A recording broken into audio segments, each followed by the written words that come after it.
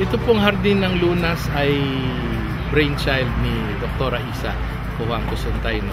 At kami po ay naging excited nung binanggit ito sa amin sa East West dahil isa ito sa mga adhikain rin ng East West, no? Kung paano mapalaganap ang pagtatanim ng gulay at pagkain ng gulay sa ating mga komunidad.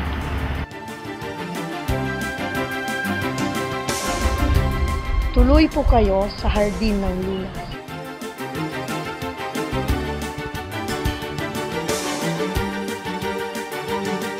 Makikita niyo po talaga dito ay gulay,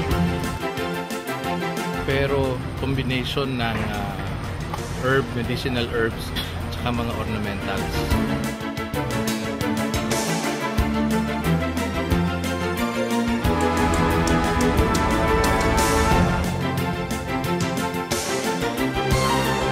Bakit siya naiiba is because ang setting nito is parang urban combination farm.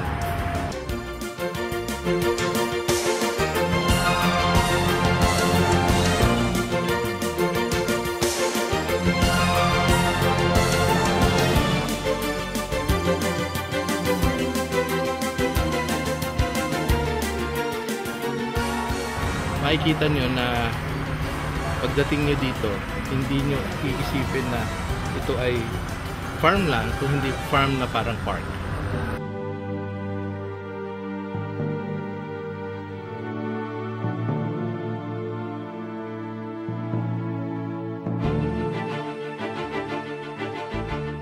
Dito sa Tarlac mukhang siya ang unang gantong klaseng farm, park, at saka pasyalan, no?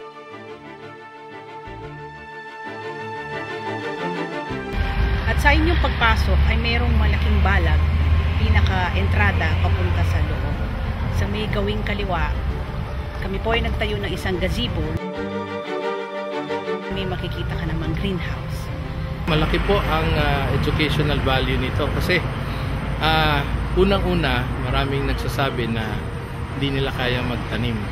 Pero ako naniniwala po ako na everybody can plant. Basta ilagay nyo lang po ang inyong puso sa pagtatanim. Ngayon, anong pang ibang educational bagay na makukuha dito is number one, makikita nyo kung ano yung iba't ibang gulay na kinakain ninyo na pwedeng itanim sa inyong bakuran. At the same time, matututunan nyo pong maitanim kung ano itong mga medicinal herbs na pinopromote ni Dr. Isa.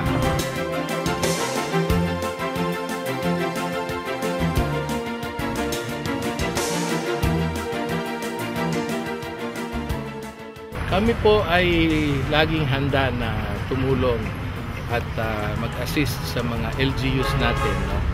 Na kung sinong interesado na i-duplicate itong gantong klaseng hardin na sa kanilang mga bayan.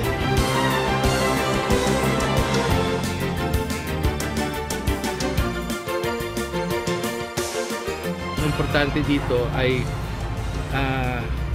matutunan ng lahat ng mamamayan ng komunidad katulad ng mga pulis natin, guro, empleyado, estudyante, at iba pang mga nakatira sa barangay at sa bayan na pwede palang magtanim ng gulay kahit sa kapirasong lupa.